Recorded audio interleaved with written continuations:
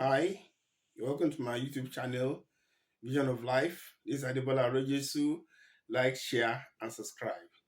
This YouTube channel is tailored to motivate the Nigerian youth by implication the African youth, by implication the world youth. We are together. The more we are together, the happier we shall be. We are all in this world together.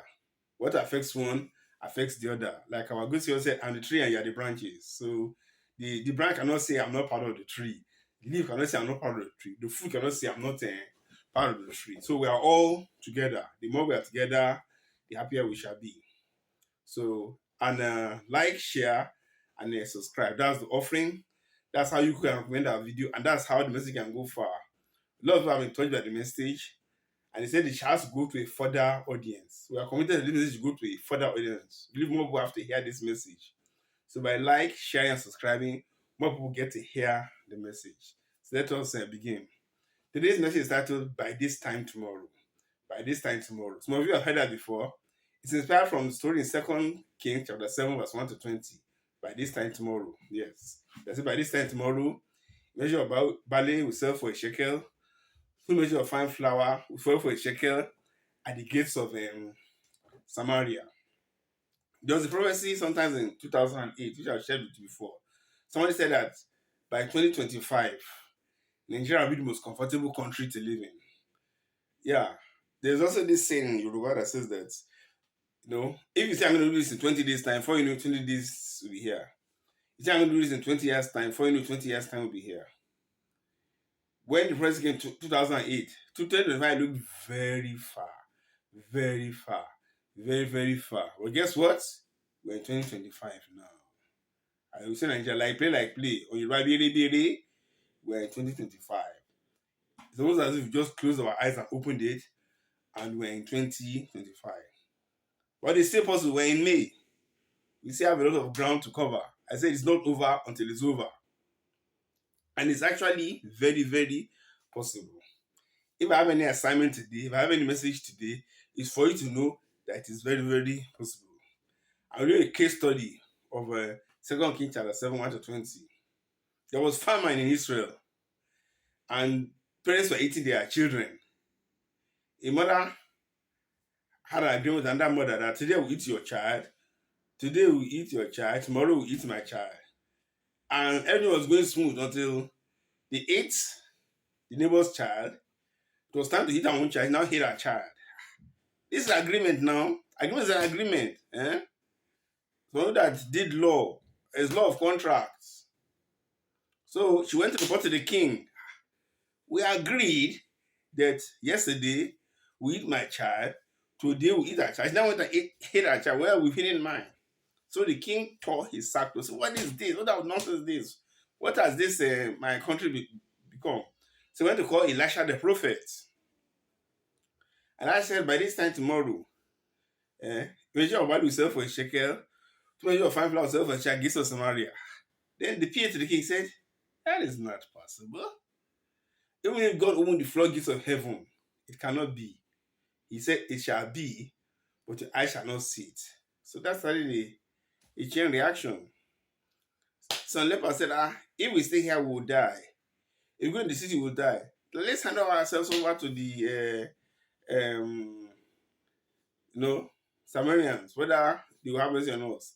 And as they are going, God made them to hear a mighty sound of an army. He said, hey, Israelites are coming to kill us. And they ran. They ran and they fled. And they left all their property. The lepers got there. They took them in the first camp, second camp, third camp. Said, that this is not good, though. How can should we allow God to punish you? Thank God they have the fear of God. Because who will comfortably eat alone? Many of you, especially from Africa, from Nigeria, you know people who comfortably eat alone. At best, go and call the family members. So he went to report to the king. That's what happened though, that they've run away. The Assyrians have run away and they left all their property. They were arguing, can it be so? Is it not? Can it be so? Not so. Eventually went and they saw it was so. And they brought like spoils of war without fighting war. That's awesome. And there was deflation. We learned a lot about inflation, a persistent rise in price. But there was a sharp drop in price. Something like that is going to happen. Sharp drop in price. Then became so cheap. Yeah. A measure of barley sold for a shekel. 2 measures of fine flour sold for a shekel at the gates of Samaria, as has been predicted. And the PA of the king was asked to coordinate everything. People were excited, people were rushing, people traveling, and he died. So it happened. He saw it, but he didn't taste of it. So that's why it's good. Why can't we just have faith? Why can't we just have faith? Why can't we just have faith? Like many of us, we go to church, but we don't have faith. We go to church, but we edit the Bible. When you are given the prophecy, it's not for you to reason how God wants to do it or how God will do it. You just let the prophecy to be. It didn't make sense from human reasoning. People are dying. People are eating each other's children. You know what it means? To eat each other's children. A child you carry for 9 months, you brought up the child. The child did not kill the child and eat it. The famine was that bad. So how can things become so cheap tomorrow? So it made sense from a human, but it doesn't make sense. And God didn't take it lightly. So I'm just saying that we should have faith. What I've seen, someone who grew up in Nigeria was that we try to reason things out. If you have a prophecy, go to sleep. I mean, what I'm saying is not that you won't make any effort. Who all did is dead. You try your best and leave the rest to God. Don't try to reason how is God, how is God, how is God, how is God, how is God, how is God gonna do it. Yes, once again, I encourage you to share, like, and subscribe so that we can remain longer and the message can go further. Just as the lepers felt it was not good to get the spoils alone, it's not good for you to hear this good message. If you've benefited from all these messages, it's not good for you not to share. So like, share, and subscribe. Let us go further. So we are taking things back home. We've gone to a long time ago in Israel. We're going back home to Nigeria. So we saw a video that was trending by David Ayodele Ashalu. He was a aspirant for the House of Reps. So he was from Osun State of Nigeria. Nigeria, after 36 states, Federal Capital Territory. The state is called Osun State in the southwest, predominantly Yoruba speaking area. So he said that every representatives, House of Representatives, Federal Representatives, they get 1 billion for constituency projects. The report before used to be 500 million naira, now it is 1 billion naira. Then after the removal of subsidy, there was more fund available, and each House of Reps member has a constituency project of 1 billion naira. Then each senator, they have constituency project of 2 billion naira. He can say it anywhere and they should quote him. And in Nigeria, we have 110 senators. 3 from each state, making 109. 1 from the Federal Capital Territory, making 110. And they all have a constituency project of 2 billion. My materials in the house, how much is that? How much is that? 220 billion. So senators in Nigeria, they have constituency projects of 220 billion. House of Reps, they are 360. So that's 360 times 1, 360 billion. So the senators have constituency projects of 220 billion. The reps have constituency projects of 360 billion. How much is that? How much is that? 580 billion. You know where I'm going. Yeah, there's suffering in Nigeria. There's poverty in Nigeria. Eh? The schools, what do we call them? Those who have, once upon a time, somebody said they are consulting clinics, they become mortuaries. The roads are not going to have death trap. The roads have come burial grounds. It is a terrible state with things in Nigeria. But yet, the people representing us, the legislature, they have constituency ratio of 180 billion naira. What do they do with it? So that they just do things like blending machine, keke napep, tricycles, motorcycles, things that don't even make sense. And whatever they do, It's a fraction of the. Imagine somebody is distributing motorcycles. How much? What percentage of 1 billion is that? What percentage of 2 billion is that? What percentage of 580 billion is that? And we will be praising these people to the high heaven. I think that those people. The most disgusting part of it, unfortunately, from my own state, I come from a state called Kogi State in Nigeria. One rest was using a motorcycle tire. Was giving everybody one motorcycle tire. Does that even make any sense? Does that make any sense? Does that make any sense? And it happens to be from my own part of the state. I come from somewhere called Okunland, the Kogi State of Nigeria. That one was from Okunland, and people are speaking Okun dialect, or speaking my dialect, doing such a shameful act. It's very shameful. My secondary school principal, Chief Michael Ogunto, used to say that Tojo back in Tieni, Ojun Tiawa. If you are not ashamed, we are ashamed. If you have no shame, we have shame. It's a very shameful thing. What's we're going to do with one tire of a motorcycle? I don't want to use on charitable words, but that's not good enough. So all these things they don't really care about us. I'm just going to say that all I'm really saying they don't really care about us, and they are feeling far while people are suffering. And we should stop praising them. People will pray and they feel they've done something good. That's one part of it. And that thing is security votes. Oh. I was trying to gather some material for this video. I've not done a video in about a month. Now I do a video average of once per month. That was not the master plan. Master plan was to be thrice in a week. It hasn't been easy combined with my care work. You know, I'm a care bottom. I'm a care worker. Somebody said washing bottoms and things like that. So it hasn't been easy. From Monday to Thursday, I did 4 marathon shifts, 12-hour shifts. So today I think it's almost 12 midnight now. I just managed that I must do a video today and break the jinx. So I tried to do some research on security votes on YouTube. The two I saw were from 6 years ago, 5 years ago, but they're still relevant. I saw it on a TV channel, Plus TV. One was from year 2020. And it was said that as of 2020, 241.2 billion naira is spent on security votes annually. 241.2 billion naira is spent on security votes annually. And security votes, they are unaccounted for. The security votes the president gets, the governors get, the local government chairman gets, and use it at their discretion. There's no accountability.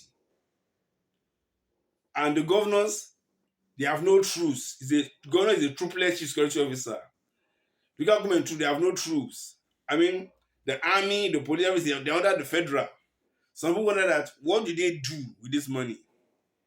Some of the interviewers, they said that some of them, they just did it for, their own personal things. Just share. As this security operation, just share it. Insecurity is increasing by the day. Yet, you're just sharing money in the name of security vote. And that security vote is more than the money allocated to the army in the state. In certain states, security vote the governor gets is more than the money allocated to the army in that state. And they just squander it and fruited it away. So it is terrible. And the other video I saw was 2019. It said that as of 2019, security votes for each governor were 500 million naira per month. And they said they wanted it to be increased to 200 million naira per month. Make 700 million naira per month. And that time, SERAP, some activists, they are advocating that it shouldn't be scrapped.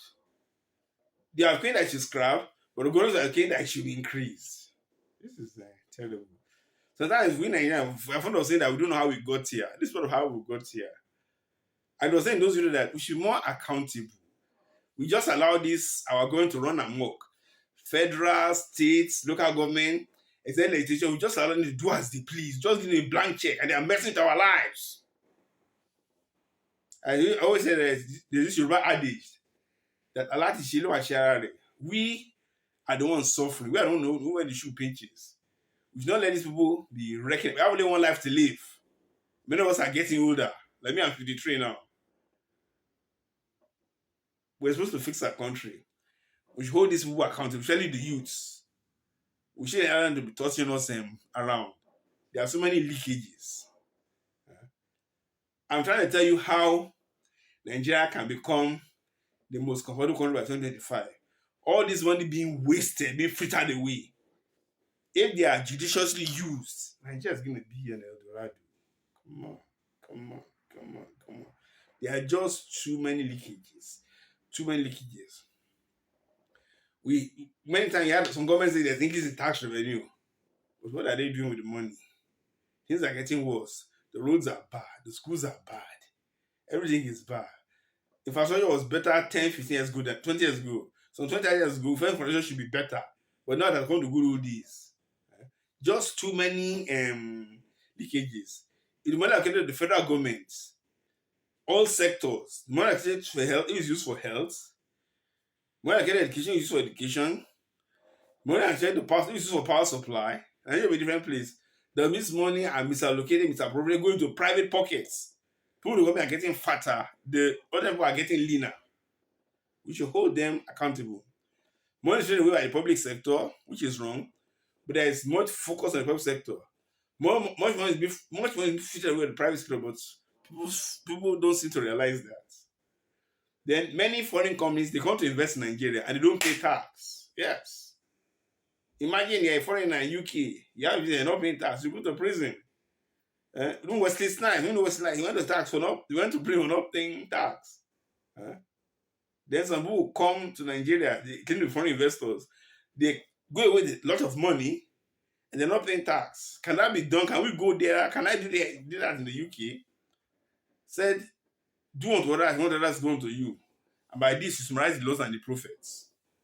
There are too many leakages. Too many leakages. Yeah, US said, stop giving aid to Africa and Caribbean. But we don't even really need the aid. Our government officials were just squandering the aid. Those aid, even though we don't need it, even if it was used for what it's meant for, Nigeria is in a better place. All this aid was just entering the pocket of government officials. Then as the world sector, let's not even go there. Even though we'll all be vomiting. A time will come when there'll be a true audit of the world sector. You're like you're working somewhere and things are covered up. So you are working in different places and the civil service, you know this. When somebody was transferred, you now know the atrocities the person did. So when there's a new day, a new world, a new dimension, we will know the atrocities in the world sector now, and we will weep. The leakages, the malfeasance, the profligacy is just too much. It's just much. I said that Nigeria is a gas country with a drop of oil, but we are flaring the gas. The money from gas alone will turn the country around. Look at Saudi. All the nonsense can happen in Saudi. If we manage our oil, the way it's managed in Saudi, Nigeria will be a different place. Then look at illegal mining. There is no local government in Nigeria that does not have mineral resources. If that is not for oil, one, Nigeria have mineral resources all over. There are no local government that does not have mineral resources. Yes, illegal mining. Mining is said to be in the exclusive list. The only federal government can mine. State cannot mine. But illegal miners are all over Nigeria, from Europe, from China, all over Nigeria. They are giving our government officials peanuts, giving our military police peanuts, and they are happy. And they are charging this thing with destroying the environment. And this illegal mining is also for terrorism all around. I've said before that Zambia forest can produce 10 Dubais. The lithium there can produce 10 Dubais. And Kwara is the richest in lithium. If Zambia can produce 10 Dubais, how much Dubais can Kwara produce? I've said before, I lived in Kwara for 14 years. I was in this country for 11 years. I remained there for 3 years. 14 years. The poverty in Kwara. The poverty in Kwara. Then Kogi is rich of resources. My state. Out of 34 resources in a commercial country in Nigeria, Kogi has 30. But Kogi, there's so much poverty. Ajah could have been abandoned for years. Ajah alone can turn Nigeria around. So there are so many leakages. So what I'm saying is that if all this money can be judiciously used, it is very easy that in this 2025, in this dimension, in this world, in this part of heaven, Nigeria can be the most comfortable country to live in. But we youth need to wake up. Stop allowing the old guard to get away with many things. They're insulting our intelligence, saying we are lazy, so many things. We've given them too much time, too much chance. We need to wake up. We need to wake up and stop being over spiritual. Faith without this is dead. We need to take charge. This old guard, they failed. Nigeria cannot move forward as long as this old guard is there. We the youth, we have to take over. In the real sense, we are not youth and 53. But Nigeria, we have been reduced to youths. Because those about six, they've cornered everything.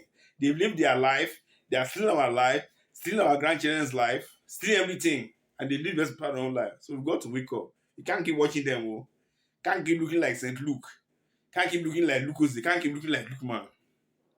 Not how to make it happen. Not just by praying. If you want to eat fried chicken, you can't just pray and fried chicken will fall into your mouth. You need to go to the market, kill the chicken, buy it, put it in your soup, fry it, then you eat it. So let's not over spiritualizing things. Yeah. Once again, like, share, and subscribe. So I think we've said a lot today. I was not planning the video to be so long. It's more than 20 minutes. And I hope that the creator will give me the grace. I can make videos more often. But with this, I will have been able to convince you and not confuse you that Nigeria can become the most comfortable country to live in by 2025. Yes, I'm wearing Star Wars. Long time ago in a galaxy far, far away. I bought it today in a Matalan stores. I'm a great Star Wars fan. My favorite movie of all times. I watched Star Wars 1978 in Madison, Wisconsin as a 6-year-old boy. Very inspirational.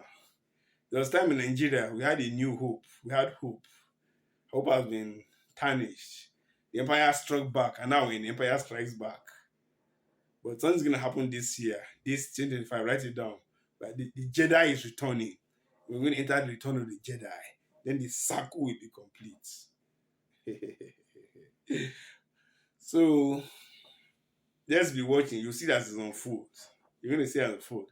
I am fully persuaded that in this 2025, Nigeria will be the most comfortable country to live in. This is Vision of Life. Share, like, and subscribe. I remain Adebola Arojesu. Bye.